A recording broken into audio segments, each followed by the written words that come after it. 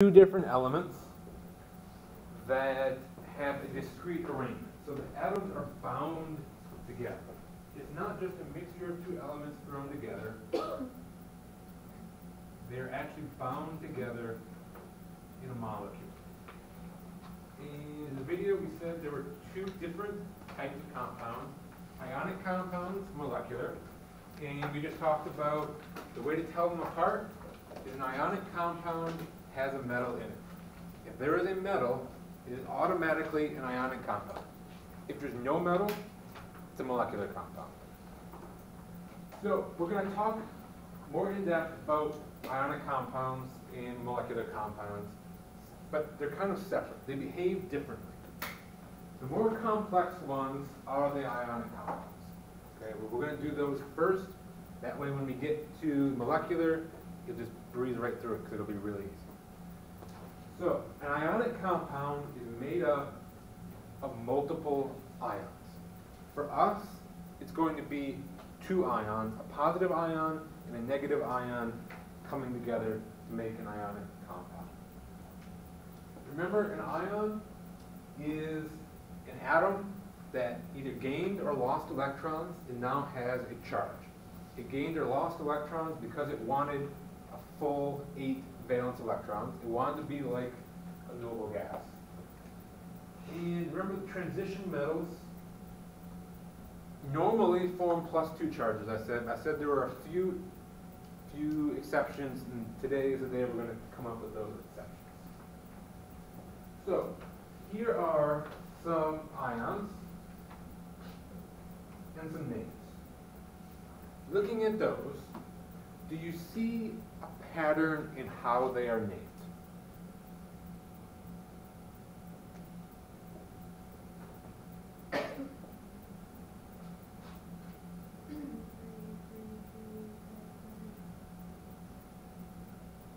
Let's just look at the positive. Let's ignore the negative ones for now.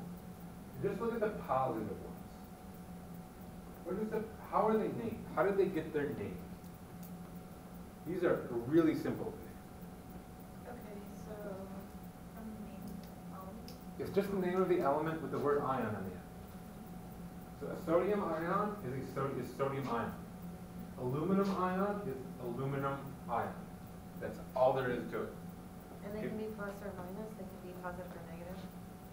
Where the metals become positive. Okay. So that's what we're looking at this moment. So metals, you just say the element name, and then put the word ion at the end. That's all you have to do. Now let's look at the negative ones. How did we get those names? Where did those come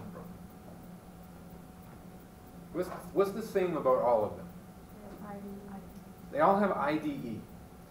So for a non-metal, you just take the last syllable off the end, or you take the last part of the word, and you just put IDE. So oxygen becomes oxide. Nitrogen becomes nitride.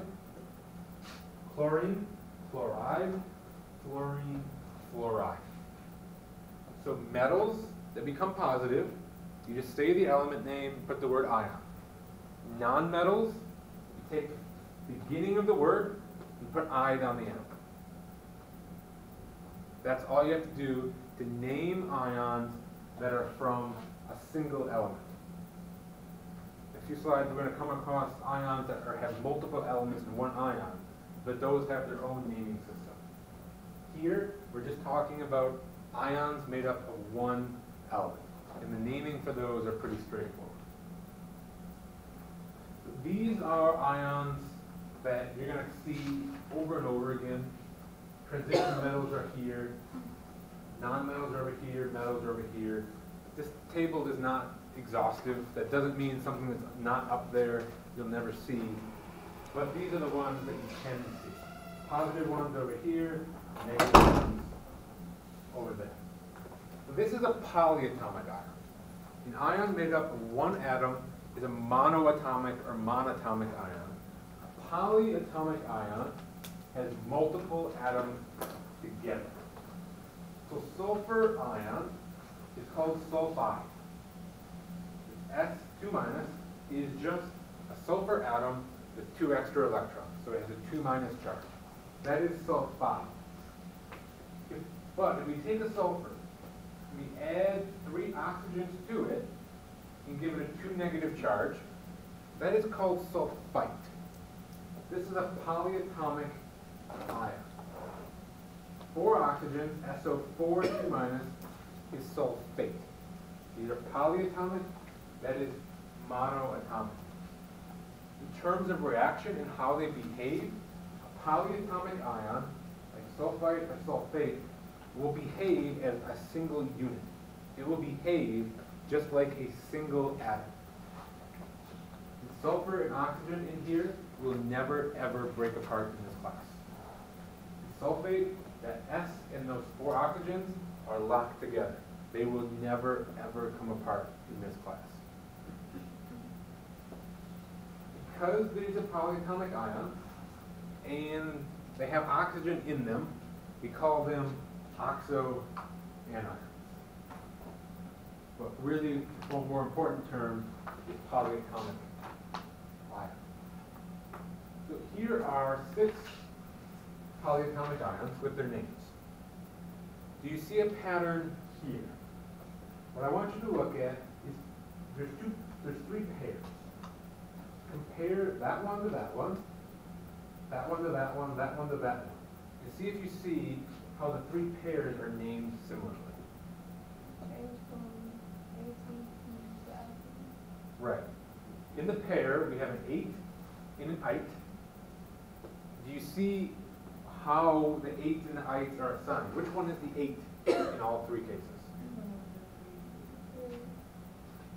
It's the one with the more oxygens. That one has 3, that one has 3, that one has 4. But in all 3 cases, the 8 is on the one with the most oxygens. When you then remove an oxygen, you go to 8. That is how these are named. So someone said NO3- is nitrate. That's your starting point. If you then pluck an oxygen off, by default the 8 becomes 8. Someone said SO4 2- is sulfate, which means by default SO3 2- is sulfite. Same thing for chlorate and chloride. All of these polyatomic ions have a starting point. So this is the normal number of oxygens, and so I'm going to put the 8 ATE on the end of that one. And then if I pluck any more oxygens off, my suffix on the end is going to change from ATE to ITE. How do you know what it started off with to know that one's been plucked off? Memorization. Okay. Not the answer you wanted. Well, for some of you, that may be the answer you wanted. So, on this slide, I have blocked off some ions. Those are ions that you're probably never going to see. Okay, so I blocked them out. And then also on this slide, there are some that have asterisks on them. The ones that have asterisks next to them, you don't have to memorize, but I didn't block them out because you may see them in homework or some other place, maybe in lab. So I wanted you to have them, but if they have an asterisk next to them, you are not responsible for memorizing them. The ones that you see that do not have asterisks next to them, you are responsible for memorizing. But a lot of them are pairs. And so if you remember one, you automatically know the second one. Like nitrate and nitrite. If you remember nitrate is NO3-, you automatically know that nitrite is NO2-. That's how I do it. If I walked out of here and I was in the parking lot and somebody asked me what nitrite was, my head would go, well, nitrate is NO3-, so nitrite must be NO2-. I don't have nitrite directly memorized. So we've got chlorate and chlorite, sulfate and sulfite. And then there's a few other random ones. You'll see ammonium very, very often. What's different about ammonium compared to all the other ones up there? Look at the formula. It's positive. All of the other ones are negatives. So imagine you're writing an exam, and you want examples of polyatomic ions, but you want a positive one. I only have one choice. So you're going to see ammonium a lot. Whereas if I'm looking for a negative one, I have a lot of options. So you're going to see ammonium a lot. Phosphate will come up quite often. That one's very common. You'll see why, I think, at the end of lecture today. We'll talk about carbonate, the end of the semester. Carbonate allows us to live. And then there are a few other ones. Hydroxide is going to be very, very important towards the end of the semester. So you want to memorize the ones that do not have asterisks.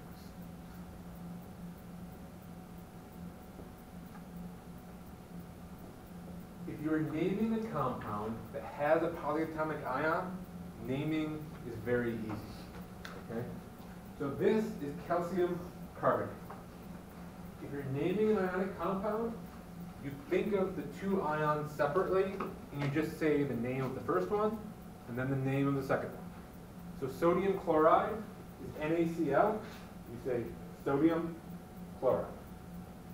That's all you have to do. So this is an ionic compound with a monatomic positive ion and a polyatomic negative.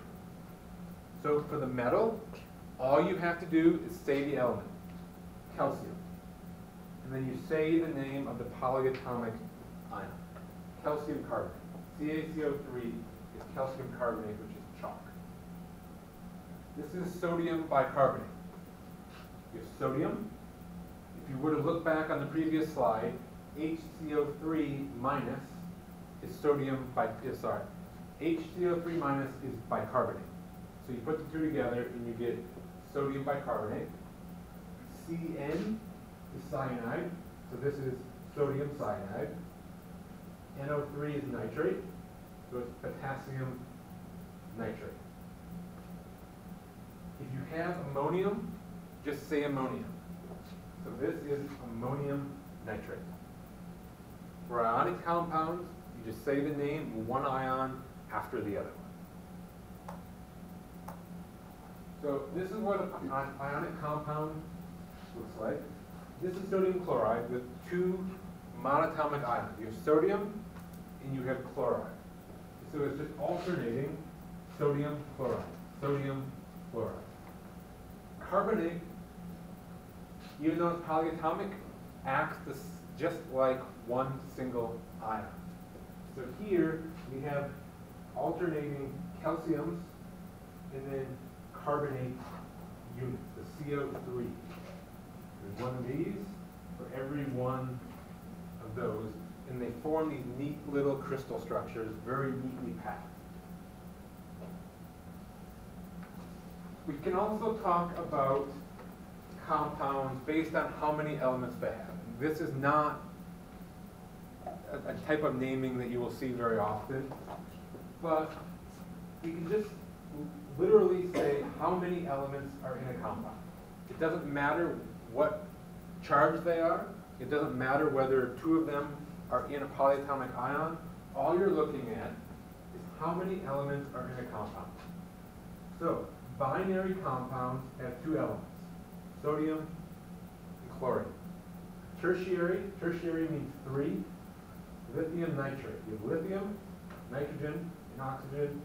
In quaternary, here we have nitrogen, hydrogen, carbon, and oxygen. It's completely irrelevant in this case that the nitrogen is part of ammonium, same thing with the hydrogen, or that the carbon or oxygen are part of carbonate. All you're looking for is how many different elements are in that compound, decide whether it's binary, tertiary, or quaternary. So now we have to talk about this. Back to the last one. How would you know if that's cobalt or carbon and oxygen, or which other one is CO? How would you know? The O would be lowercase. O would be lowercase. Oh, yes, O. Good question. So the trickier part about ionic compounds is the formulas. Because they are not all just NaCl. there are subscripts. And we have to know what those subscripts are. Because that is not included in the name. If I tell you the formula of a compound, let's say calcium fluoride, you have to know what the subscripts are on calcium and fluoride in order to write that formula correctly. That information is not given to you in that name. Okay? A formula for ionic compound will have no charge. The individual ions, when they come in together, each have a charge. There will be positives and negatives, but when they come together, they will have no charge, which means you have to have the same number of positives as you have negatives. They have to cancel each other out so that there's no charge. In your formula will always be reduced. Just like in math, you have to reduce a fraction.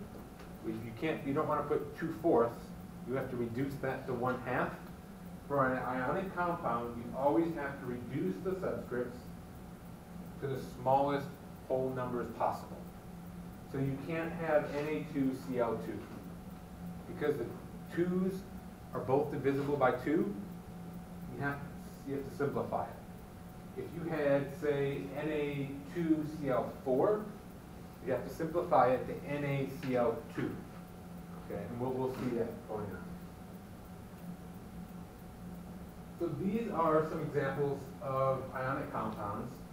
And we're going to look at how we take these two ions, put them together, and make a formula for an ionic compound. It's important to remember that they have to equal 0 charge. The positives have to equal the negatives. We're going to look at sodium chloride first. That's the simplest possible example. If you have sodium chloride, the first thing you want to do is look at the periodic table and figure out what charge sodium is going to have. What charge will sodium form as an ion? +1. Everything in this group forms a +1 charge. What about chlorine? What charge will that make? -1. Oh, negative 1. This column, this group, makes -1. So sodium has +1, chlorine has -1. So it's really simple. We take one of each, put it together, they cancel out. So sodium chloride is 1 sodium, 1 chlorine. Remember, the 1 subscripts are assumed, you don't actually write them. What about calcium? Calcium is here. What charge would you expect calcium to make? +2. And we're going to make calcium nitrate. If you look back on that table, nitrate has a -1 charge. So you have a calcium that has a +2 charge, and then you have as many nitrates as you need. They have a -1 charge. How many of them do you need to balance the charge? 2. If the 1 calcium has a 2+ charge, and you need to balance that out, and each nitrate comes with 1 negative, you need 2 of them. Okay? We're going to work through the rest of them. This is the logic method. When we get down to the logic method, we'll do the shortcut method. Okay, but I want you to see why it is this way before I show you the easy. So this is sodium sulfate. Sodium, we said, has a +1 charge. Sulfate has a 2- charge. So let's say you have the first sulfate. You have to have at least 1. You have 1 of the sulfates. It has a 2- charge. How many sodiums do you need to cancel out its 2- charge? 2. So sodium sulfate is Na2SO4. Barium is a 2 positive charge. Chlorine has a -1. So barium chloride has to have 2 of the negative chlorines to balance out the 1 barium. More complicated is barium phosphate. Barium is a 2+, phosphate has a 3-. There's no you can't say, well, 1 barium and 1 phosphate, that doesn't balance. What about 1 barium, 2 phosphates? That doesn't balance. 1 phosphate, 2 bariums, that doesn't balance. And so it gets bigger. This ends up being Ba3PO42.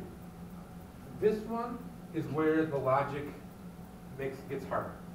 These you can probably very easily do in your head. If you try to do that one in your head, you'll likely get there, but it's a longer road. And the longer road you try to do in your head, the more likely you are to end up in the wrong place. So, I'm going to show you how I suggest you do these. So here we need to write the formula for the compound made from calcium ion and nitride ion. So the first thing I would do is write the formula for each one. What is the formula for calcium ion? Ca. Calcium is Ca. What charge would calcium form? Positive 2, 2 plus. What about nitride? Nitride, because it's ended with IDE, that's your clue that it is just a nitrogen forming an ion. It's not a polyatomic, it's not nitrate or nitrite, this is nitride, which is just nitrogen. So nitrogen is N. What charge would you expect nitrogen to form? -3, yes. It's a non-metal, so it's going to be negative, and it is 3 spots away from noble gas. That column that nitrogen is in, with nitrogen and phosphorus, form -3 charges. So there are our 2 ions. We need to balance this. Okay, we need to get the charges balanced so they cancel out. We have 0 charge in our calcium nitride. If you work out the math, the way it works out is if you take that charge, put it down here as that subscript, and take that charge, and put it down here as that subscript, it balances out. So we have calcium, the 3 from up here comes down here, and then we have nitrogen, the 2 from here comes down here, so it's Ca3 and 2. So it loses its positive and negative? Right. Because we have an equal number, they cancel out, and so they're just gone. So calcium nitride, as a whole, has no charge. And so you write no charge. And if you work it out, we have 3 of these, and each one has a 2 positive charge. So what is my total positive charge? I have 3 of them, and each one is 2. 6 positive. And over here, I have 2 of these, and each one is 3 minus. Okay. So I have 6 minus. Okay. I get it. So I have 6 positive and 6 minuses, so it cancels out. So there's no charge. So that's what you want to remember. Flip the numbers. Take the charge on the metal, make it the subscript on the non-metal. Take the charge on the non-metal, make it the subscript on the metal. Get this, and then you always have to make sure that you can't simplify it. If this was 2 and 2, you'd have to simplify it. In this case, you can't simplify that. Neither is divisible by the same whole number. Yeah, you have a question? No, basically you're finding the least common denominator. That's exactly what it is. Yeah. Yes. Okay. That's exactly what it is. What if you had 2 non-metals, That would be a molecular compound. and we wouldn't have to do this? No, that's a whole other Okay. set of slides towards the end. Okay. But those are easier. Okay. Okay. Now, what about barium? Barium is Ba. What charge would you expect barium to form? +2? 2 plus. And we have nitrate. Nitrate was NO3 minus. So I'm going to write BaNO3 is 2 plus. It's going to come down there. I'll come back to that too. This is a -1. It's just a minus, but that means 1 minus. And so that 1 will come down here, but we don't write 1 as a subscript. So that Va stays like that. But this 2 applies to that whole nitrate. It applies to NO3. If I write it like that, that looks like NO32, like 32 oxygens and 1 nitrogen. So what we have to do is put NO3 in parentheses. So that shows us that this 2 applies to nitrate. There are 2 nitrates. How come it doesn't go on the top? If The 2. up here, That would be Yeah. an ion. charges go up top. The number of how many something you have go on the bottom. Okay. Yes, So the 3 stays with the oxygen. correct. Okay. Nitrate is NO3. It is never anything else, and it will never change into anything else.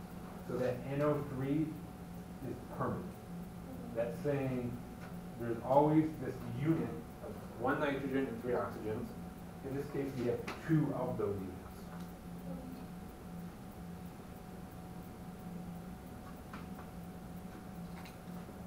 Do potassium and sulfate. What charge would you expect potassium to make? +1. What about, do you remember what sulfate was? Sulfate was SO4 2 minus. So 2 comes down here, 1 comes down here. I get K2 SO4, and then there's a 1 with SO4 in parentheses. But because the 1 doesn't have to be written, the parentheses don't have to be written.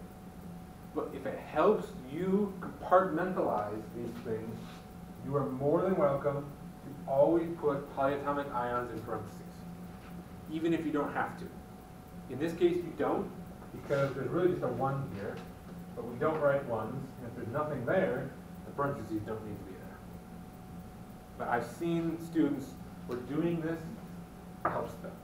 It helps them remember that SO4 is sulfate, and it is not going to break apart. And when we get into reactions in a couple weeks, we're going to start flipping things around.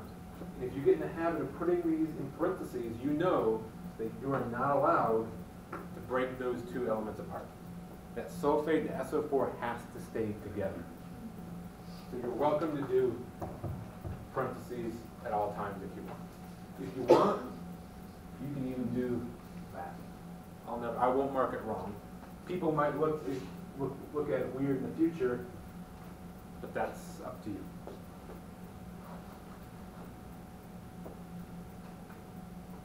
Okay. Now I've got some more.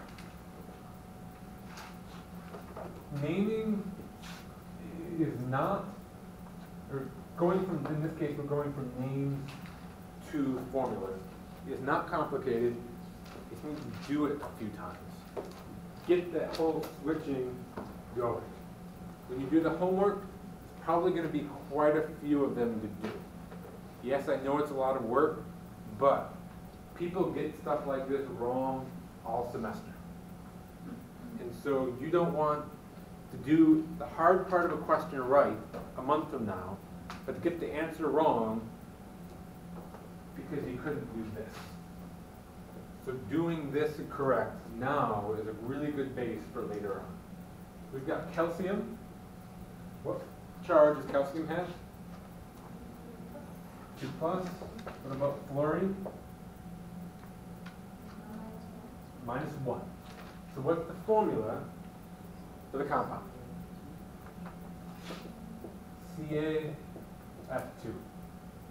The 1 is there, the 2 is there. What would you name that? What is the name of that compound? Calcium fluoride. Calcium fluoride. Aluminum. What charge does aluminum get?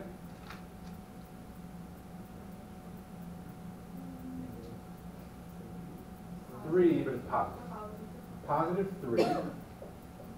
Oxygen, what charge does that get? 2 negative. So what's the formula here? Al what? 2. CHM1030. I have a question. Yes.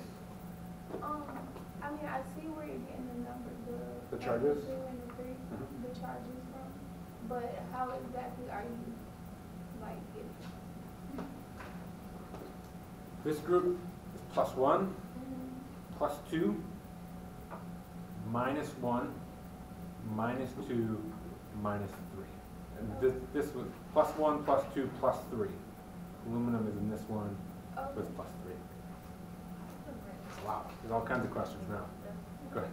Are we gonna have the periodic table with the charges already on them? Because I have one that has. You will have the periodic table. The periodic table you will have is the one on the cheat sheet. Yeah. There are some charges on there, but to me they are very, very confusing. I don't know, is this the same one? Yes. Yeah. So, in some cases it's correct. Then you have +1, 2, 3, but once you get down here, they're all weird. Sulfur is 2- like oxygen, but it says 4+. So don't go by that? I would not try not to go by this. It's at least to me, memorizing which column forms which one is easier and it's foolproof. If you remember which column, it's +1, +2, +3, -1, -2, -3. And then carbon is +4, right? Carbon, we said, is in the middle. It can go either way, but because it can go either way, it goes no way. It has like analysis paralysis. So this So it has column no will charge? this column will form no charges. Okay. Yeah. I was kind of asking the same thing, if you were ever going to give us an option, like, with that row. No. No. There's another question. No. Yes. This is probably already been answered, but what happens to the ones between 3 and 12? Here, Yeah. in general, they are +2, but we have a few exceptions coming up. So that's the way to think of it. They are +2 unless they are one of the exceptions. Other questions? Okay. So let's do sodium sulfate. Sodium forms what charge? +1. And what was sulfate? 2 negative. So what's the formula?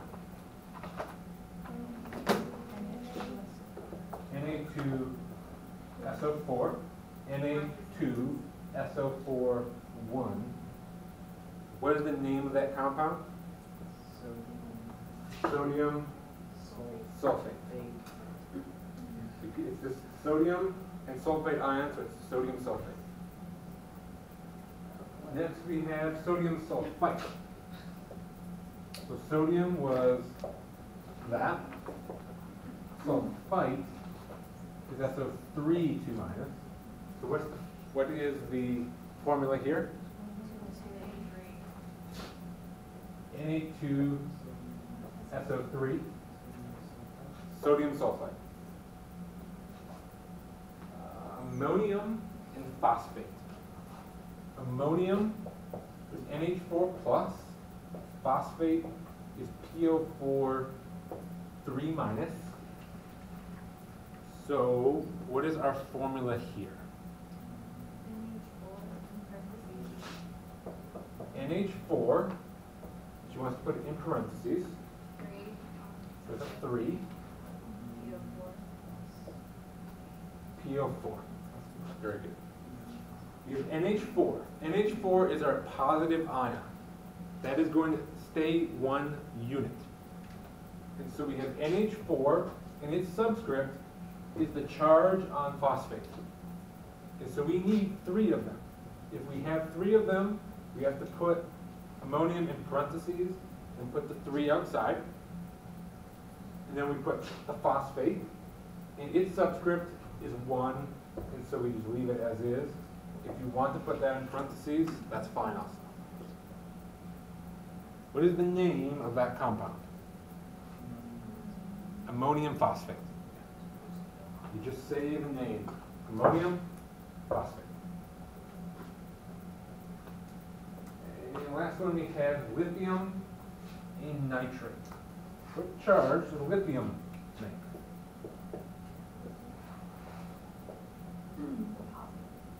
Positive 1. It is just above sodium. So it's positive 1 also. So what's the formula here?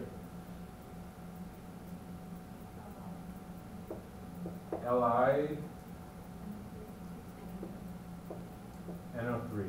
Because they're both charges of 1, the subscripts are 1, so you don't even have to write them. Li NO3. What's the name of that compound? Lithium nitrate.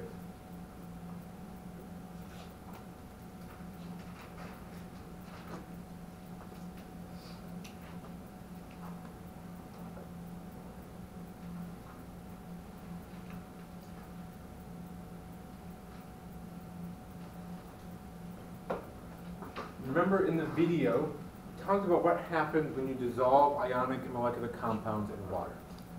The video said that if you dissolve an ionic compound in water, the ions break apart.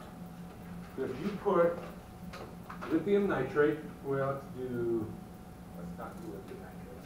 Let's do sodium chloride. It's already up there. Sodium chloride, put it in water. State symbol, notice it went from solid. On the right, we have aqueous. The arrow means yields. Think of it as goes to, or equals, or what it becomes. When you read that as things on the left yield the things on the right. So this says sodium chloride solid goes into, becomes sodium ion aqueous, dissolved in water, plus chloride ion dissolved in aqueous. Dissolved in water, so it's aqueous also. Those two ions are no longer part of sodium chloride. When you dissolve salt in the water, that is not sodium chloride anymore. That is sodium ions, and that is chloride ions. They don't even know each other exist anymore. NH2O. Say again? NH2O. Yes. The same thing happens when you dissolve a compound with polyatomic ions. You just have to remember that the polyatomic ion does not break up any further. You will get positive ions and negative ions, but the polyatomic ion won't break apart. So potassium sulfate, there are 2 potassiums there, so we get 2 potassium ions. They are not connected to each other anymore. One of them goes over here, the other one goes over there. And then we have 1 sulfate ion. It's an SO4 floating around as a whole unit. Yeah? Wouldn't there be a 2 next to the SO4 if there were The 2 here is this subscript 2. And so if you're talking about a compound, and you're saying there are 2 potassiums, the 2 is the subscript that you've been doing here. So where did the 2 come from on the other one? This one or that one? That one. This one? Yeah. That's a charge. That's just telling you the charge. What about time? That one? Yeah. So, we haven't, this is called the coefficient. We haven't run into those yet. Those really come into play when we get into reactions. But, that is telling you how many of an entire thing you have. So in this case, there is an implied 1 here. That says there is 1 of these K2SO4s. And in one of those molecules, essentially, there is 2 potassiums and 1 sulfate. But when you dissolve it in water, those 2 potassiums don't even know each other exist anymore. They're completely independent. And so the base unit, the thing that you're looking at, and the thing that you're counting, is now potassium ions. But there are 2 of them, and so the 2 goes in front. Okay.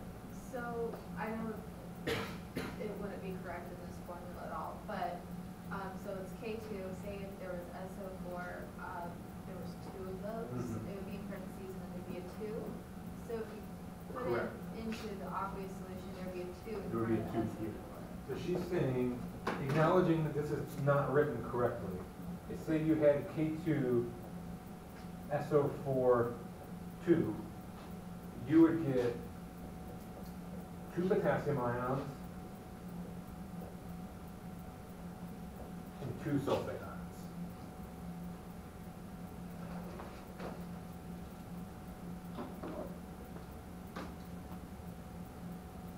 Going back to the video, what happens if you dissolve a molecular compound in water? Nothing. So if you take ethanol, alcohol, dissolve it in water, it does not break apart. It is still ethanol. It's just dissolved in water.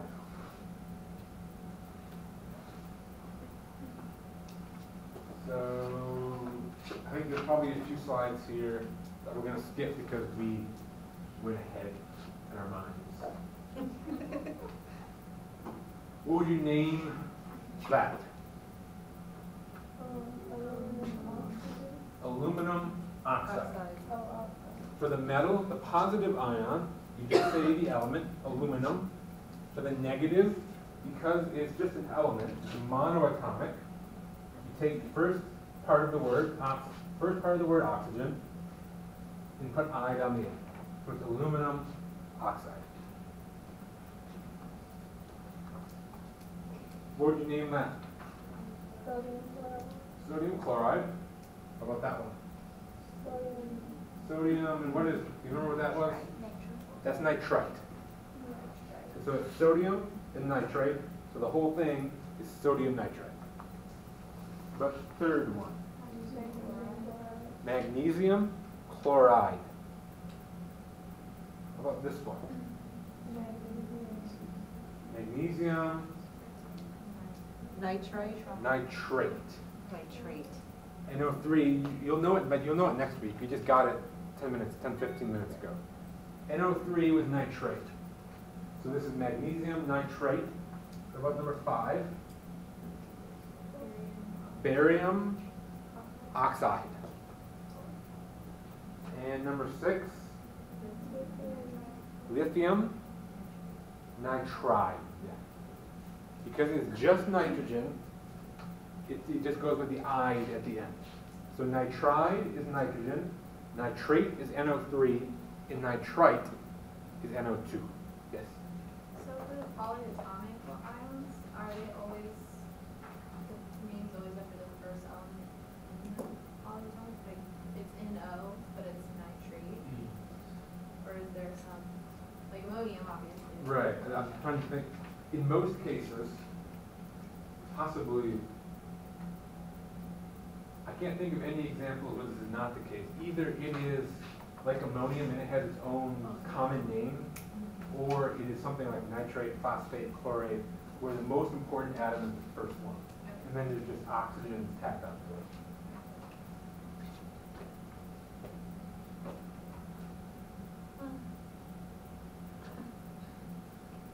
So here's a little flow chart.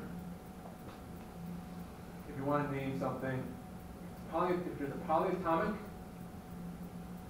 you just say the name, the polyatomic ion. So if you have a compound made up of 2 polyatomic ions, all you have to do is say the names of the 2 polyatomic ions. Ammonium nitrate. That's 2 polyatomic ions together in one compound. If you have a metal, that's your positive, just say the element. Calcium nitrate. And if you have an element that is your negative, just take the first part of the word and add "ide" onto the end. So calcium nitride. So it's really not complicated, but you just got to do some time, get these rules in use, do it a few times before you get it ingrained in your mind what you need to do. Now we have to come to the middle ground. Okay? Like he was asking. And I said everything in the middle, for the most part, forms a +2 charge. but there are exceptions. Here are two compounds between the copper and oxygen. They are both correct. We have CuO and Cu2O. Looking at the formulas, what is different between them? What's the simplest difference between them? There's two CUs. Right. In this one, there's one copper. In this one, there's two coppers. Now, to answer this question here, we need to think backwards. So before, we were writing the two ions, putting the charges, taking the charges and putting them down at the bottom. So we need to kind of reverse engineer this. We have these two compounds. What are the subscripts here? 1. 1. Where did those ones come from? The charges. So we're going to, at this point in time, take these two charges, take these two subscripts, sorry, put them up as charges. Okay? So we're going to take this subscript, put it up there. Take this subscript, put it up there. Let's come over to this one.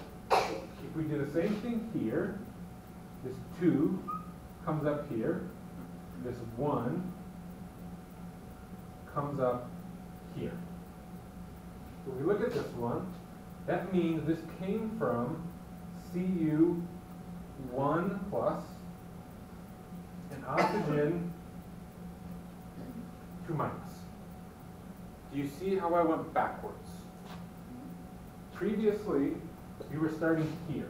I would give you the charges, and we take the 2, put it down here, the 1 here. So that 2 went there, the 1 went there.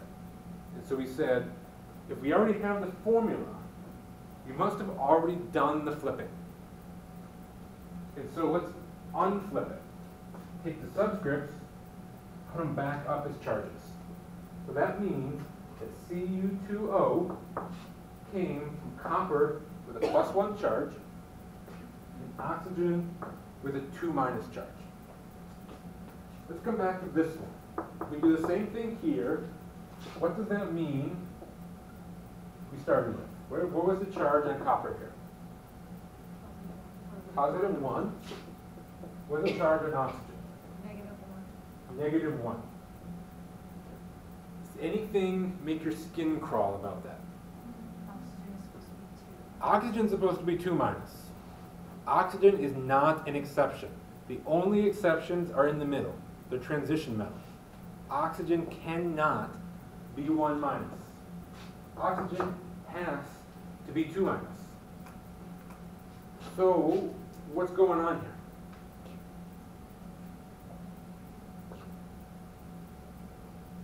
It's unstable? I don't know.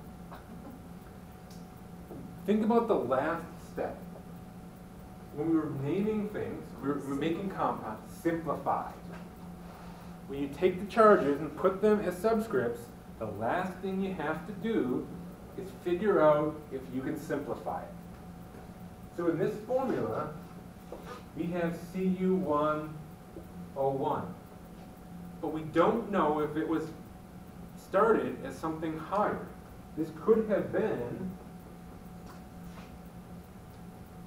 Cu2O2. It could have been Cu3O3. In both of those cases, we would have simplified it down to CuO.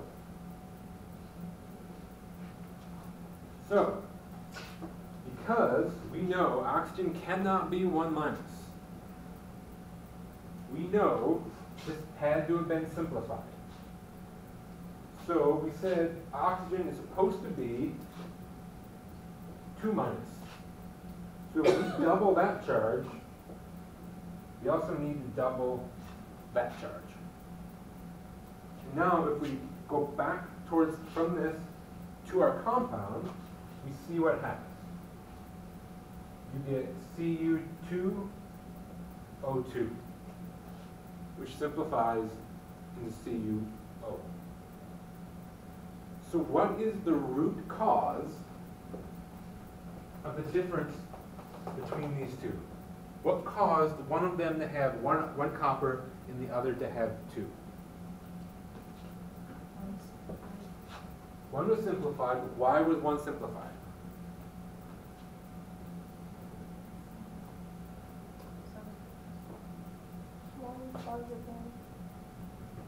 This one started with copper with a 1 plus charge.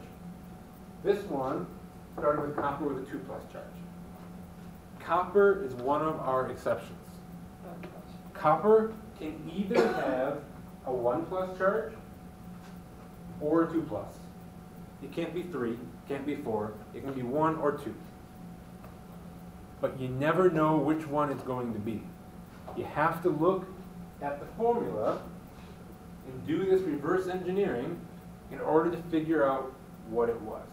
Yeah? Are we gonna have to do this reverse engineering on the test? Yes. Do you not, if it's simplified, have to have a 2 and parentheses on it? No, you don't. So what is what you the mean. exception to copper?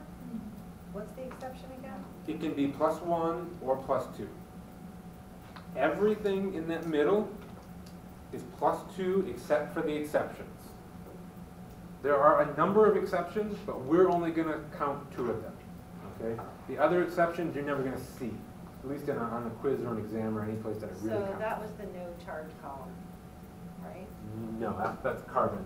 We're talking copper. Oh, copper, there. okay, Copper is a transition metal. Okay. It's in the middle. okay.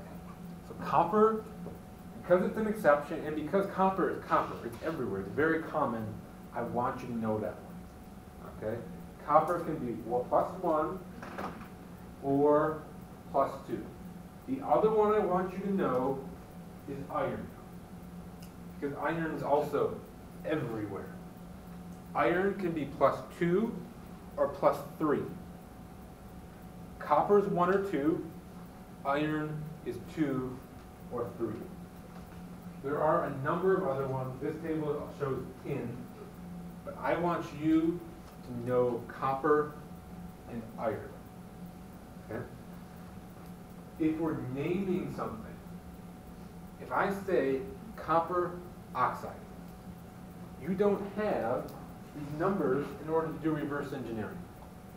So if I just say copper oxide, you have no idea which copper it is. Is it the 1 plus or the 2?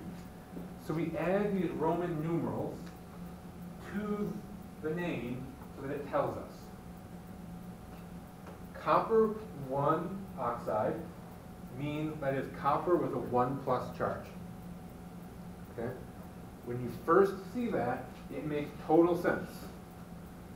But later on, when you're going the other way from formulas to names, if you're reading that just from left to right, you would read copper 2 oxide.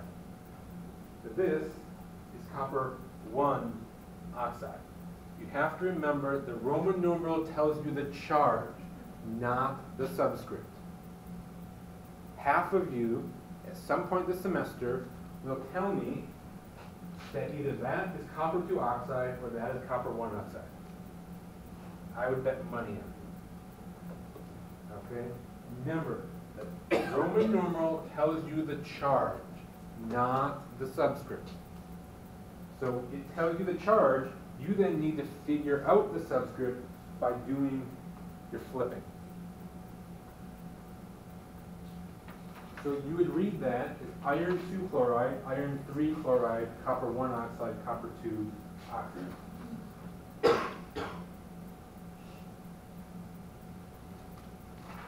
These are all the exceptions. Okay? I really, really want you have to know copper, and iron. I strongly suggest you remember silver. The silver is more straightforward. Silver is just always, always, always +1. So silver can't flip-flop. Silver is always +1. So you have to know iron and copper And I highly, highly suggest you remember silver also. You will see that one. But things like chromium, manganese, you won't.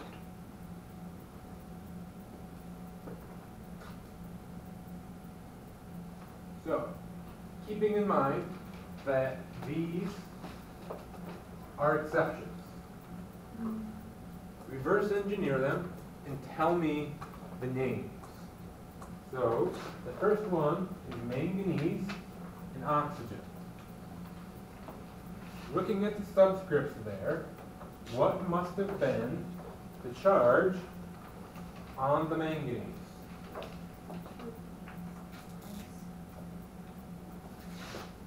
You know we've got manganese and oxygen. So we've got +2, what was oxygen? Oxygen is always 2 minus. The subscripts here are 1s, and so if you reverse engineer, what you end up getting, Mg1 plus, O1 plus, which is the same problem we had before. That MnO is simplified. So, if those are our 2 ions, what is the name of that compound?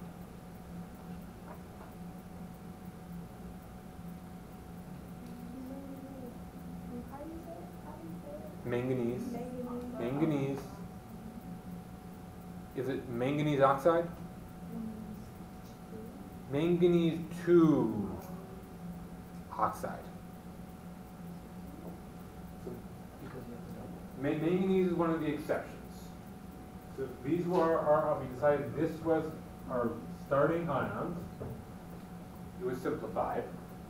Manganese is an exception. No, it's not one of the ones you have to memorize. But I'm telling you, manganese is one of the exceptions, so you have to give it the Roman numerals. So it is manganese 2 oxide. And so if we look at the other one, number 2, we have MnO2. What do you think started as the charge on manganese, based on subscripts?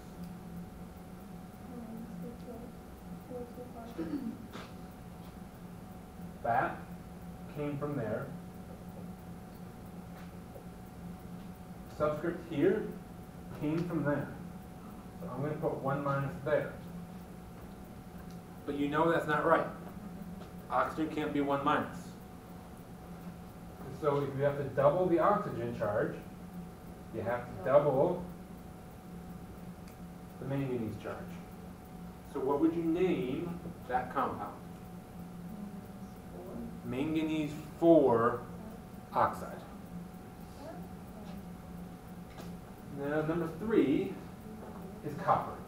This one may really make sure you're comfortable with. You've got copper and sulfate. The question is it copper 1 sulfate or copper 2 sulfate?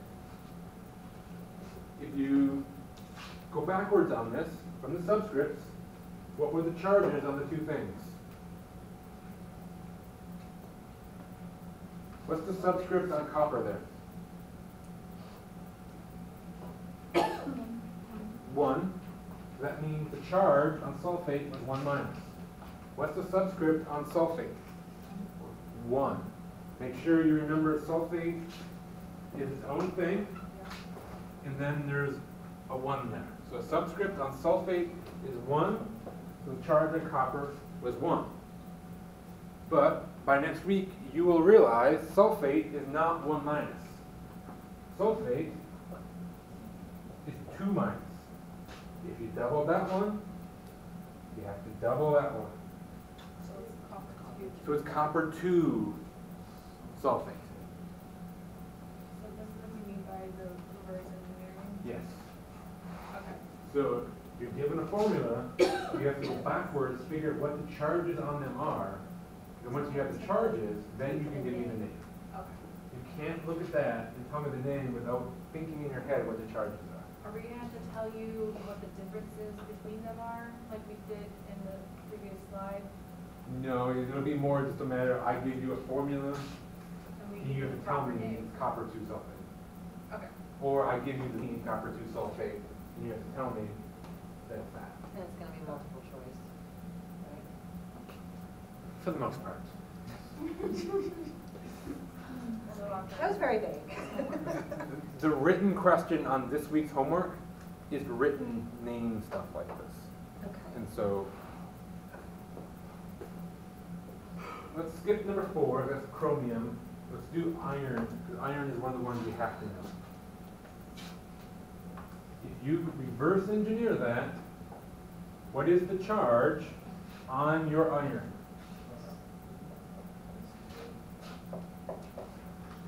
Fe, the Iron. charge on the iron became that subscript.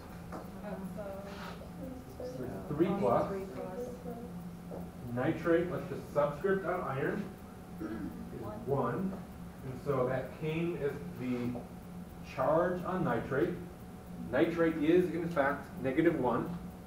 So this was not simplified. So how would you read the name of that compound? Iron 3. 3 nitrate.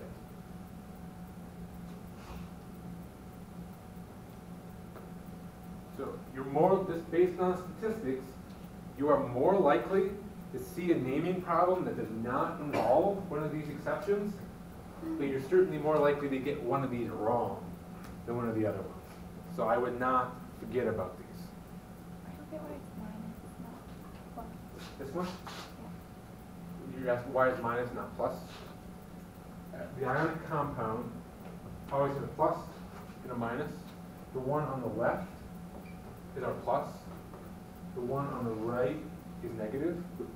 And also, with that table we had on the slide with all the ones we had memorized, one of them is nitrate and it is minus. And so the subscript on the first one, on the metal, will come up and be the negative charge on the other one. The subscript on the one on the right will come up and be the positive charge on the first one. So since it was not reduced, like the subscripts weren't reduced, do you still put the moles for iron? Yes, because if you didn't, You wouldn't know. you don't know if it's FeNO3 or FeNO3 2. If you just say iron nitrate, you don't, it could be either one of them. Sorry, I just can't see. So I didn't know if you wrote better.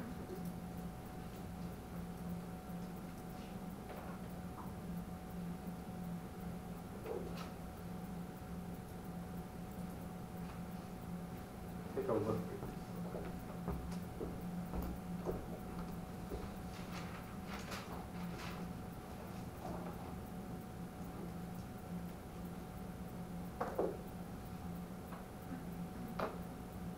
Take our break now. We will start again at 25 after on that clock, 11 minutes from now. Are you afraid our heads are gonna explode soon? They might. That is the hard part of today's lecture.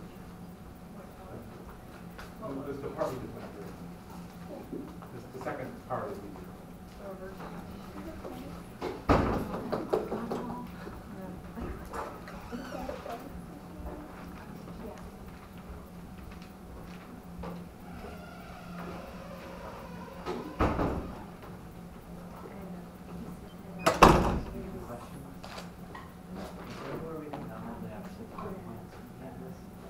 I can, they're not up there.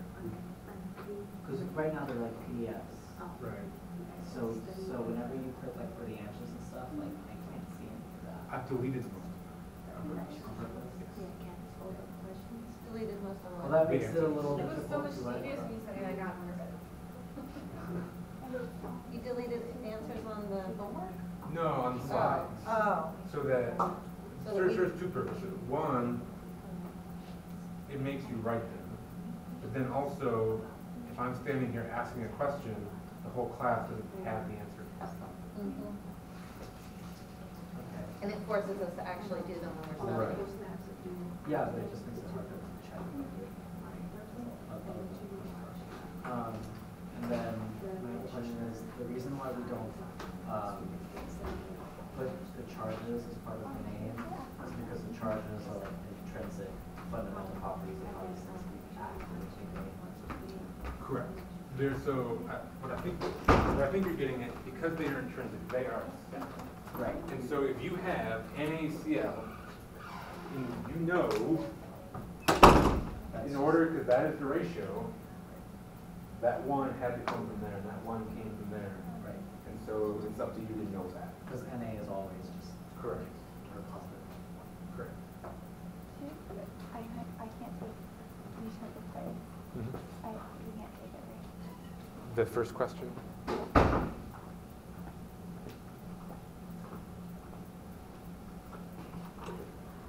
What about the quizzes that you give us? Can we use those to study from? Certainly. Yeah, I mean, you can. In terms of how similar things are to the exam, the Canvas homework is more useful. Okay. That does not, the concepts on the quizzes are the same concepts, it's just the questions are different. Okay. And so if you can do those, that means you've got the concepts. If you can do the Canvas questions, you've got the concept and the question format. So do you think it would be useful to study from the quizzes? If you have the time, I would do the Canvas questions first, and then if you have time, you do the questions. Well, I won't have the quizzes unless you give them to me. I don't have the questions from the quizzes. We only have the answers from the quizzes. That's the problem. You can, If you want to go over them, I can go over them with you, but can I give you the questions? Okay. Does that make sense? Yeah. Okay.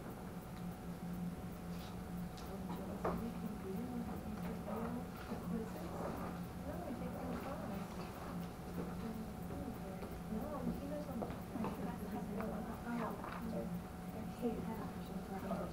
After what happened Thursday is the best time. No. If you need me to stay after class on Tuesdays, you let me know ahead of time. I can do that. But I don't need to know ahead of time on Thursdays. Okay. That make sense? This is plus 1, plus 2, plus 3. And that's the folder that Elizabeth said that she does. Yes, they have that from the tutor. Plus 3. I just got an email saying plus 3.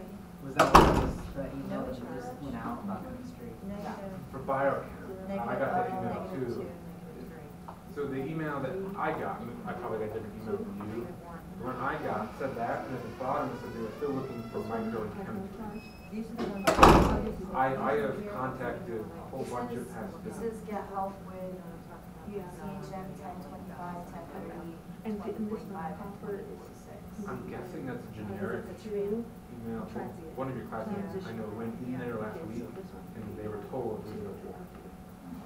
If you're welcome to try, and if you do get in, please let me know that way everyone can know. And well, I just got the email today, so it's probably, they probably just got it. I don't know, 'cause the email I got today said they're now open for biochem, but they still need a micro and accounting degree. Oh. I emailed a whole bunch of past students and I haven't gotten a response from a single one. Yes.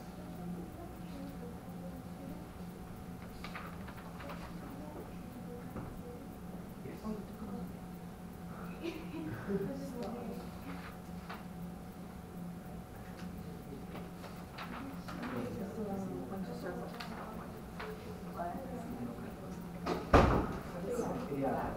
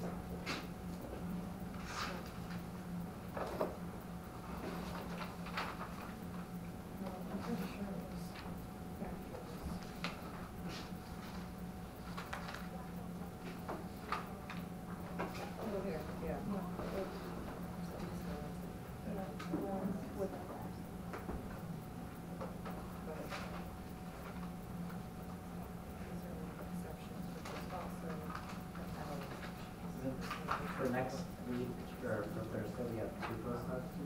Correct. Measuring one. Oh, okay. Silver, copper, and iron, Lab is, which is the are we doing plus that 2, too? I know that's the It's lab plus 5 2 claim plus test. 1. playing test. Yes. And number 2 on the room is the cross out? Number 2 lab. Yeah. Yeah, that's the one we didn't do the lab, but we turned in the post lab for it.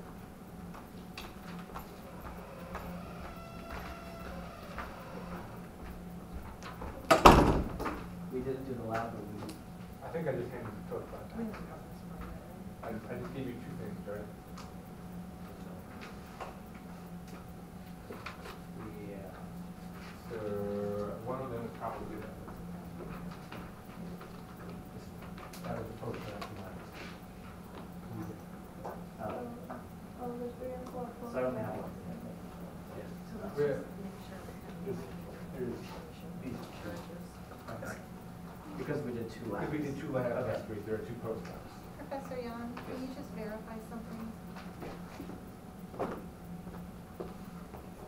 So when it comes to the charges, right, so this is plus 1, plus 2, plus 3, no charge, negative 3, negative 2. Okay, I just want to And make then sure I all got it straight in my all head. the metal are tested. Plus 2, except for the exceptions we just did. The copper, the iron, and the silver. Where are your lecture areas? If you go to the Canvas page, on the first page is that checklist there. So iron. Have you seen that? One of them is a YouTube link straight to the page, the channel, that has all of them there. I thought those were just the areas watched. There's two links. I think, I don't remember which one's the first one, which one's the second one, but there are 2 links there.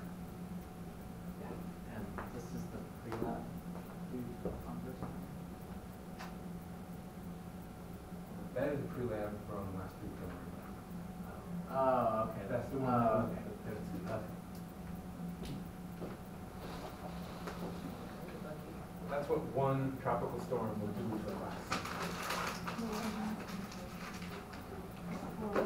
Oh, we'll go for iron plus 2 and plus 3. For copper is plus 1 and plus 2. And for silver plus 1. Iron is plus 2 plus 3. Silver is plus 2.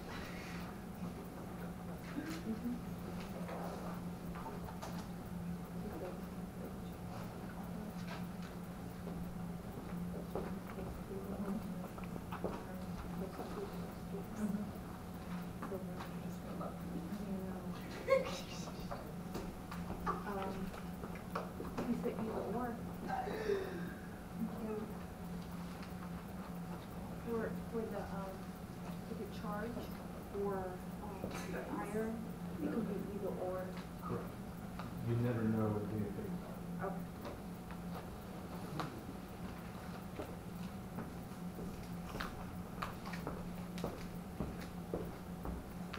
At least we don't have to have significant figures for this too.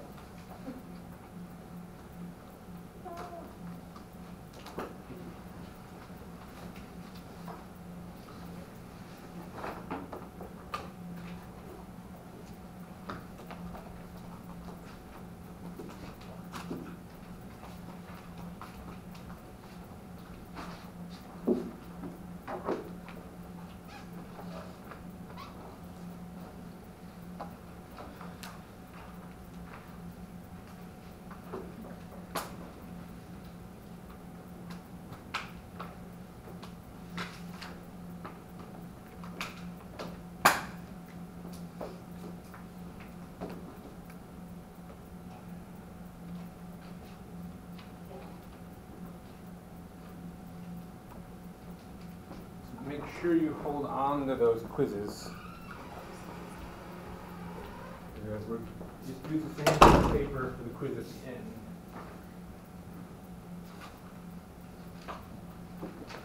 So, questions about the ionic compounds before we move on.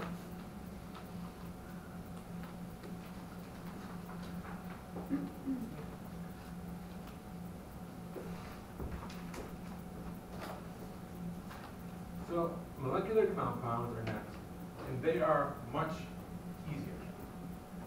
And the reason they are much easier is because the compounds themselves are much less defined. If I tell you calcium bromide, you can figure out what that formula is always. Calcium bromide is always CaBr2, with no exceptions. But with molecular compounds, you can have pretty much any combination possible. And so there aren't those rules, because there are no rules. And so the name directly tells you what the formula is. Okay?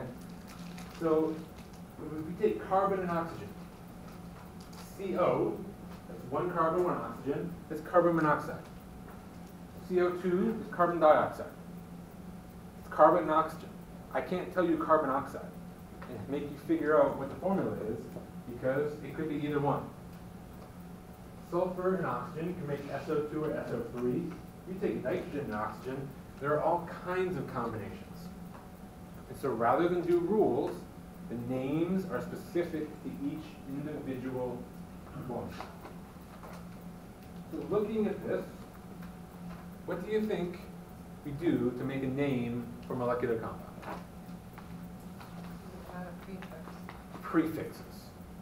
We simply tell how many of each element there are. So carbon monoxide, monoxide, one oxygen. Carbon dioxide, two oxygens, CO2. Carbon tetrachloride, tetra we'll see is 4.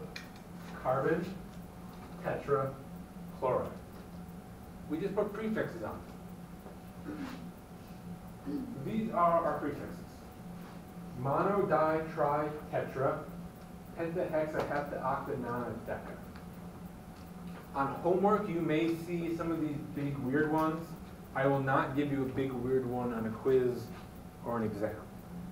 I want you to know 1 through 4. Okay? 5, 6, 7, and 8, you can probably figure out because it's like shapes. We have pentagon, hexagon, heptagon, octagon. It's also a nonagon, but you don't come across those too often in school. Decade is 10, so that one you may be able to figure out. But you are definitely responsible for 1 through 4. Mono, di, and tri, you're probably pretty good with. It's tetra. Tetra is 4. There's probably some Latin reason. I never took Latin, so I have to remember that tetra is 4. You put a prefix on both elements. If there are 3 elements, you put a prefix on each one.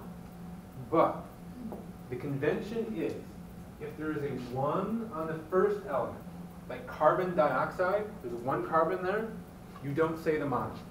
It is not monocarbon dioxide. You leave off the mono from the first element. Every other element, you always say the mono. So it is carbon monoxide or monoxide. If you want to put 2 O's, monoxide, you're welcome to. But it's much easier to say and write if you just put monoxide. So mono goes on every element if there's a 1, except the first one. You never put mono on the first one. So what would you name that compound? Sulfur dioxide. It's monosulfur, but you don't say the mono. And dioxide, sulfur dioxide. How about that one? Nitrogen, what's 3? Trifluoride. Nitrogen trifluoride. So for the non-metal, for the last one, you still do the IDE. For the first one, you just say the element with a prefix if you have to. And then for the last one, you still do the IDE. Think of carbon dioxide as your example. you'll remember carbon dioxide is CO2. That is your example. Carbon, di, the prefix, oxide. The oxygen has an IDE at the end. So that is your example. What about that one? What's 4? Tetra, what is P? Phosphorus. Tetraphosphorus. What's 10? Deca oxide. So tetraphosphorus decaoxide or decoxide. You can take out that extra A in there. So you don't have two vowels next to each other. Tetraphosphorus decoxide. Let me write that.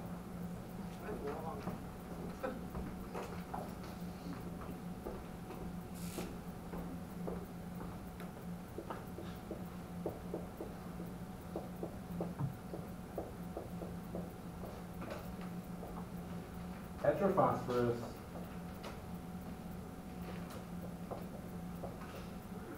decoxide. If you want to put the A for deca in there, that's also correct. Not on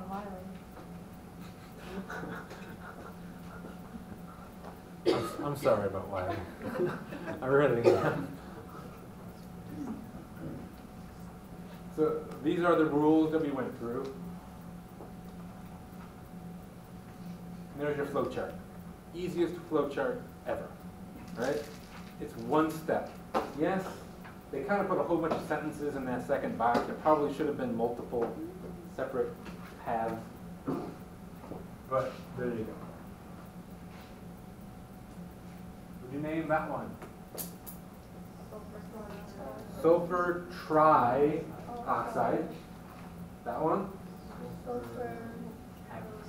Sulfur hexafluoride. Dinitrogen. You say the whole element for the first one.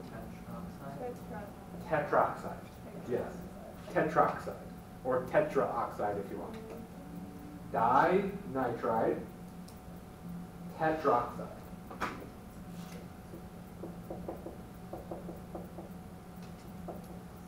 Dinitride.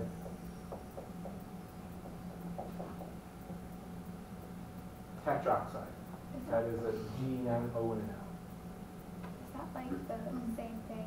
You can drop the A and not. Yes. So if you wanted to put tetraoxide, that is also 100% correct. Because the prefix is actually tetra. It just, for vocalization purposes, we drop the two vowels next to each other. What about that one? Carbon monoxide, also carbon monoxide. And the last one. Phosphorus pentachloride. Phosphorus pentachloride. Why? Is it a chlorine? Why is it chloride? Because by convention, for the second one, we always put the IDE. Okay. Rule number 2. Thank you. The rules that we went over and then got to them and skipped. Those rules. Also the beginning of the slide thingy.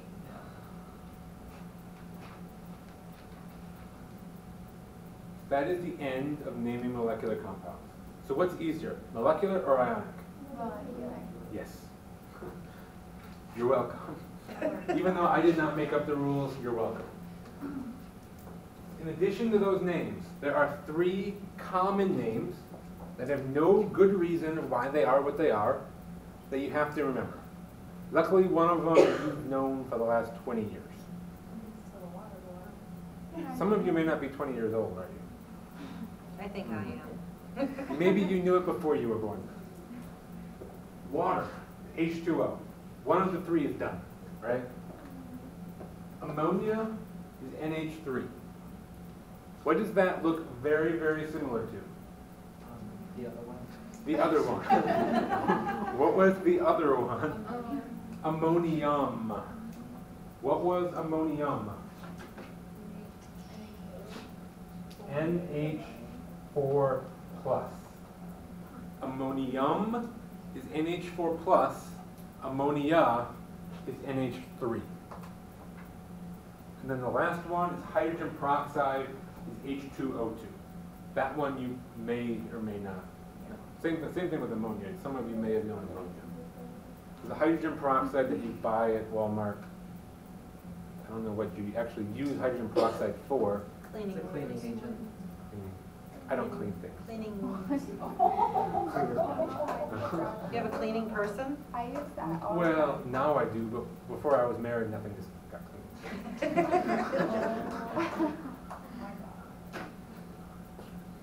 She cleans what she wants cleaned. It's a It good works. thing you got married. It's on there and she doesn't care. She's very patient.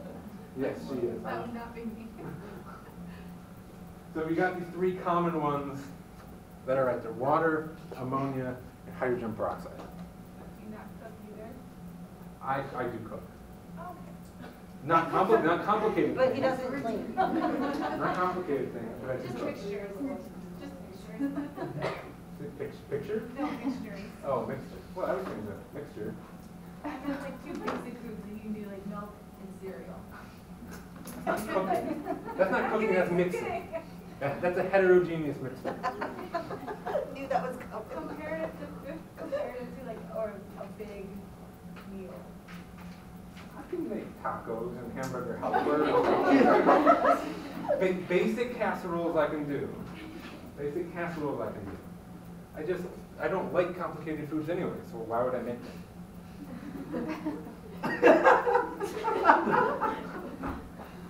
Acids and bases, okay? So we named ionic compounds, we named molecular compounds, we named common compounds. Last thing we have to name are acids and bases. Acids and bases are ionic compounds.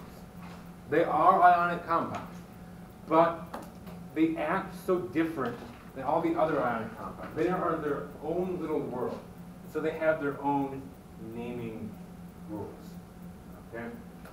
So acids and bases, because they are ionic compounds, when you put them in water, they behave as ions, okay? Acids, when you put them in water, that means putting it in water, give you hydrogen ions.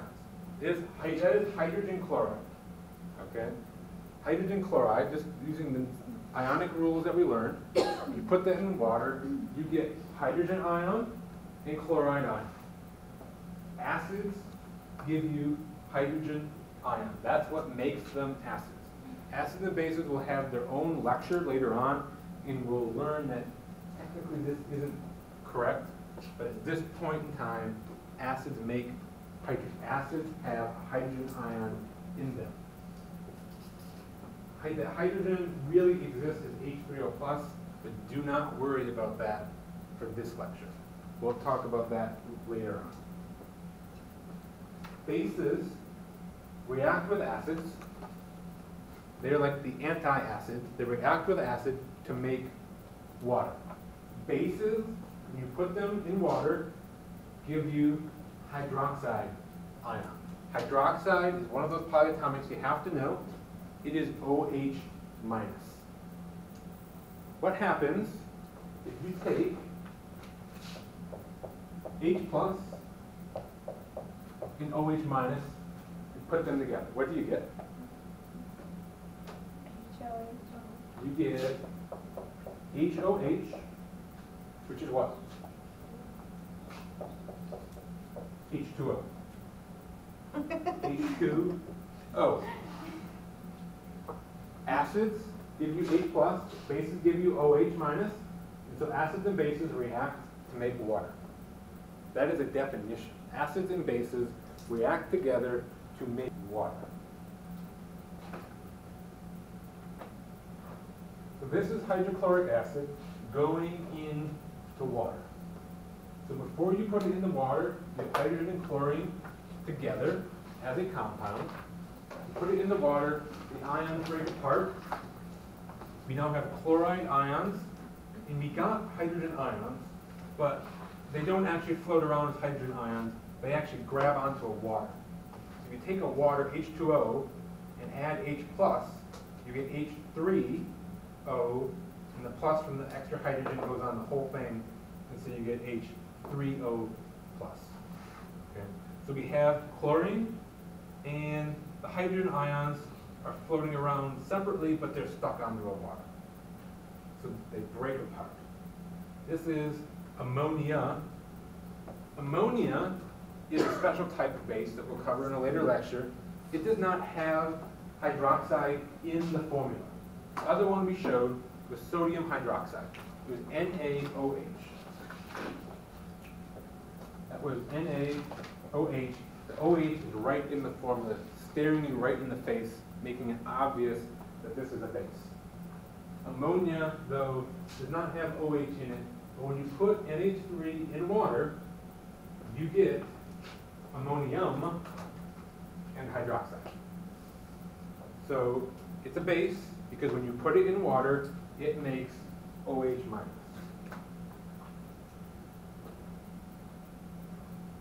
Just like we had oxoanions, we also have oxoacids. There are acids that are hydrogen on polyatomic ions, and those polyatomic ions have oxygen in them, like nitrate, sulfate, and carbonate, and so we call these oxoacids. This is acetic acid. This is what acetic acid looks like. These lines are bonds. There's one little hydrogen here on the end that can come off. You put acetic acid, which is vinegar, in water, that hydrogen will come off. Don't worry too much about this. Do we need to know that? You have to know that acetic acid is an oxoacid because it has oxygen in it. An oxoacid is an acid that has oxygen in it. That's the point of this slide. These are just examples of them. So here are names for acids. Okay? I just at first want you to look at the first three. We have hydrogen with fluorine, hydrogen with chlorine, hydrogen with bromine.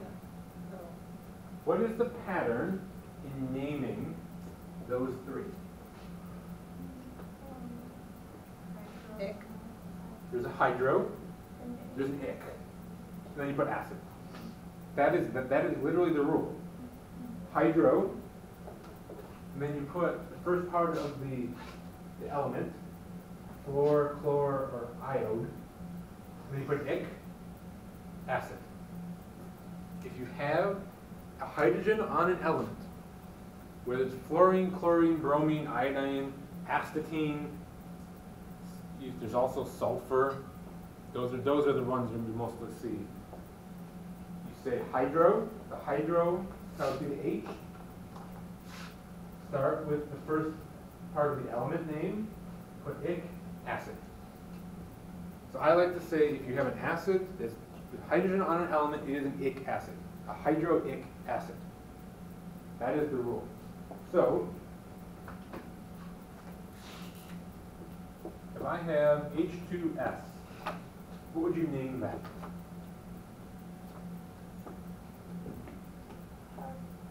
It's hydro. Hydro. Sulfuric. Hydro.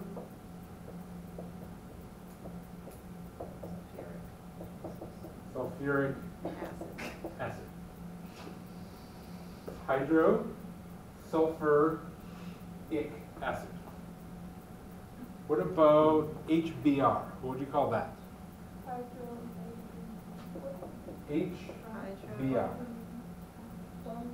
Hydrobromic acid.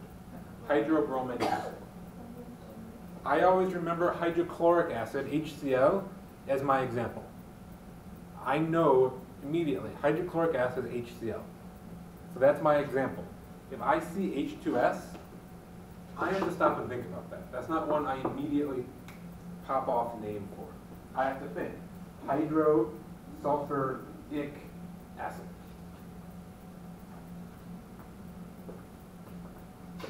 Oh, it's right there. I didn't even see it. It was there the only other one too. Was it? Yeah. Well, So those are the ones with a hydrogen on an element. The trickier ones are the hydrogen on a polyatomic. Okay? The polyatomics, remember, generally come in eights and ites. Okay? You're still going to have to know that to figure out the name of the element. Let's look at.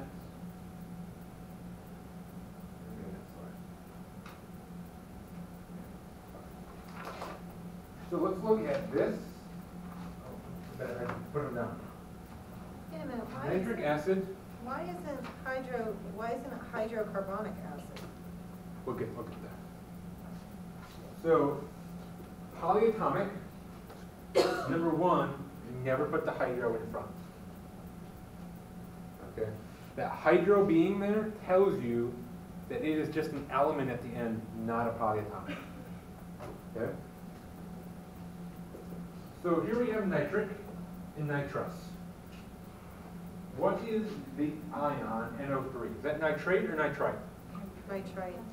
Trait. Trait. NO3 is nitrate. 8 ions.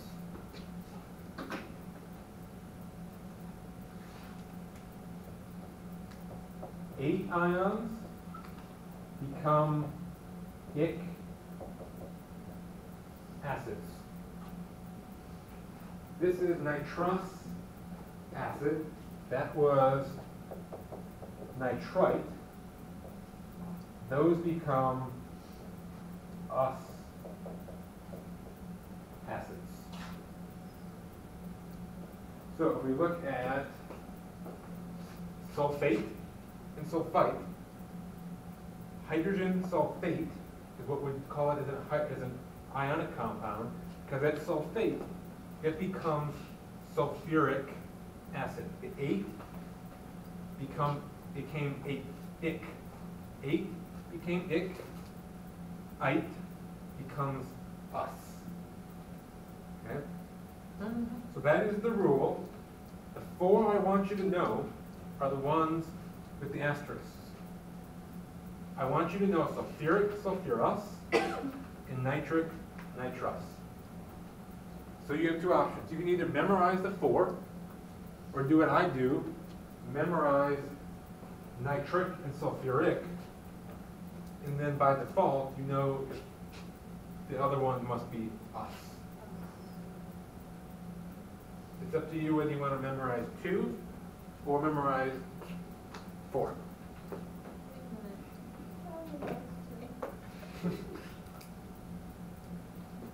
Nitrous acid isn't on the chart though. I added it down on the bottom. Okay, so we have to add it. Yes.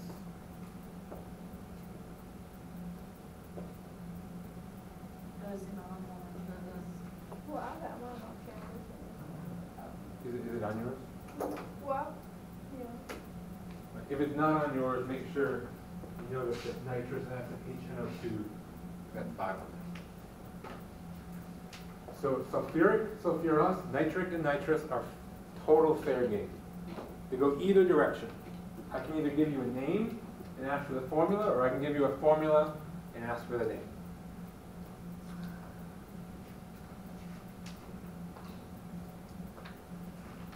There's the flow chart for the acids. So what's the name of that? Hydrobromic. It's an element, so you've got to put the hydro. Hydrobromic acid. This one, the SeO4, is not a polyatomic, you know, but it is selenate. So selenium with oxygen makes a selenate ion. So the fact that it is an 8 ion, ATE, what's the name of the acid? Selenic acid. It's polyatomic, so there's no hydro at the beginning. And so this becomes selenic acid. So when naming it, we just because when you say acid, that means there must be hydrogen in Okay, but what about the oxygen? This is selenium, and so like sulfate is SO4, selenate is the name for SeO4. Okay. So by having a selenate, you're saying SeO4. So is it You'll never selenate see or selenate? You'll never see selenate again. But because ATE, it becomes an ic acid. So if you had Oh, I see. Okay. selenite, that would become selenous acid. What's the last one? PO3 is phosphite.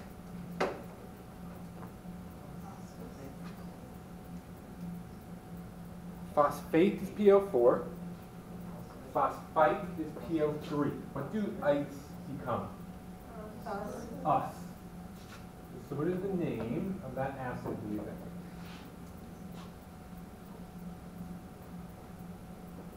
Let's do H3PO4 first. That is phosphate. What do H become? Ic. So what do you think the name of that one is? That's one you've heard of before. Phosphoric acid. Phosphate becomes phosphoric acid.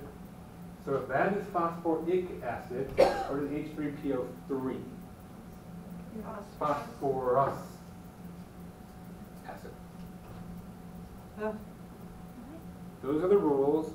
You have to know nitric, nitrous, sulfate, sulfura. Sorry. Nitric, nitrous, and sulfuric, sulfurous. Those four. If you want to flat out memorize those four and forget these rules, you'll be okay on quizzes and exams. You might have a little trouble in the lab, but you'll be okay in quizzes and exams. So memorize which ones? Nitric, nitrous, sulfuric, sulfurous. Okay. Those four. Oh, those are the asterisks, but Those are the ones that have the asterisk on them.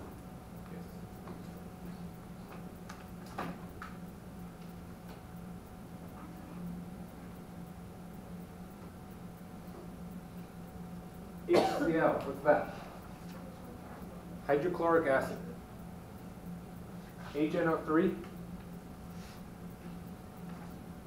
NO3 is nitrate. Nitric acid. That's one of the ones that you're going to know next week. HNO2, this is nitric acid. What's that one? Nitrous acid. That's one you have to know. And then number 4. SO4 is sulfate. Sulfuric acid. So what would be sulfurous acid? H2SO3.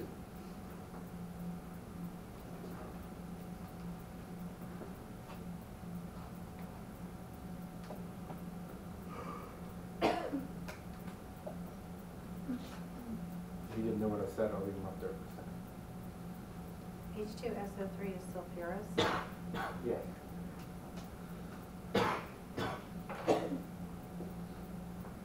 Questions about naming acids? Okay. I think this is the last, I know this is the last idea. I think this is the last slide, isn't it? Okay. So the last thing we have to do today, it seems, at first it seems like it's off on its own self, but it's based off the formulas that we learned. So we're going to calculate the molecular weight of molecules. So the other day, we said that the weights up here are the weights of individual atoms. So a hydrogen atom weighs 1.01, what was the unit on that? AMUs. It's a made-up unit, it's atomic mass unit. Now that we've taken elements and combined them into compounds, we have formulas that have multiple atoms in them. And so we're going to calculate the weight of that entire molecule. And it's really easy. The whole molecule is made up of individual atoms. And we know the mass of each atom, so just add them up. That's the molecular weight. So, looking for the molecular weight of H2. Each hydrogen is 1.01. There are 2 of them. 1.01 times 2 is 2.02. Molecular weight of H2, of an H2 molecule, is 2.02 AMUs. NaCl has 1 sodium. Each sodium weighs 22.99. That's off of there. There's 1 of them times 1 plus 35.45. That's the mass of 1 chlorine. There's 1 of them. And so you add them together and you get 58.44. So I think that is what I have. But those are really simple examples. So we're going to do a more complicated example. So somebody tell me their favorite nonmetal. Their favorite what? Favorite nonmetal. Oxygen. Oxygen. Somebody else tell me their favorite nonmetal. Nitrogen. Somebody else. Neon. Noble gases don't count. They don't count. It's not metal. Fluorine? Did I hear fluorine or chlorine? We could do Chlorine. chlorine. I know I heard both. We'll do both. We have a compound NOFCl. Now, somebody give me the subscript on N. 3. Subscript on O. 2. F. 6. So 6. I'm going to do chlorine. This is 1,300. Oh, wow. Okay. So we have to find the molecular weight of this. It's easy. Take the mass of nitrogen, which is 14.01, times 3. Mass of oxygen. Oxygen is 16.00 times 2. Fluorine is 19 times 6. And then chlorine is 35.45 times 1,380. So,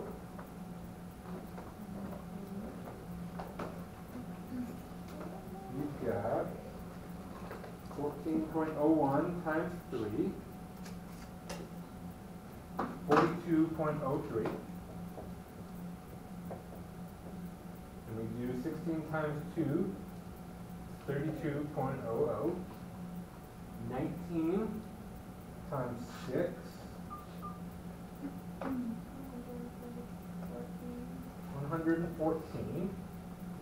And then my last one, 35.45 times 1380 equals 48,921. And then we just add those up. 114 plus 32 42.03. And so we get a total of 49109.03 AMU. And so it doesn't matter how big your molecule gets. It doesn't get harder, it just gets more work. I mean, this is the same work that we did for H2. The mass of the element times the number of them is just, it gets bigger. It doesn't get harder. So you can find the molecular weight of any molecule. Yes? So, if you were trying to do a 6 thing somewhere, would you do it based on addition or multiplication? Number one, you would never have to do that. Okay, I'm just curious. I wasn't sure. Because Wiley does make you, I think they're like, Yeah, not they do. using this. I turned that off. Oh, okay. I just automatically did it because I thought they were. I believe I turned that off. If somebody ever gets, so number of people have emailed me saying they already got something little wrong, and I email back saying basically, I'm sorry, but if I try to fix every single one, it's like herding cats. So at the end of the semester, I give everybody bonus points.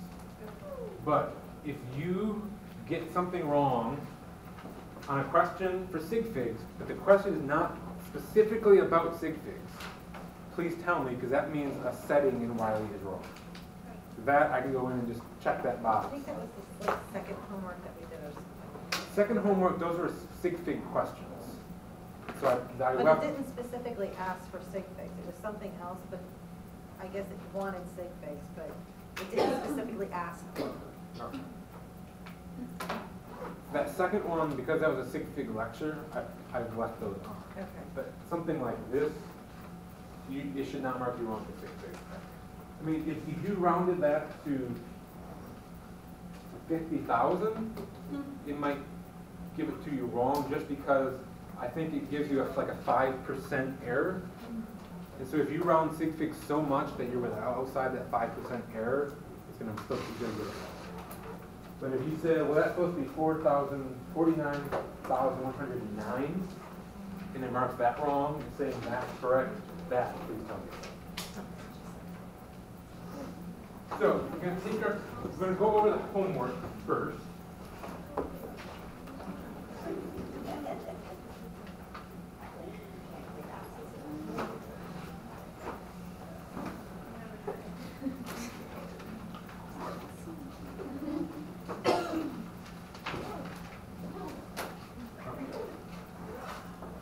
There's no way we can do this at the beginning of class. It's so hard. At the end of class, my brain's like dead.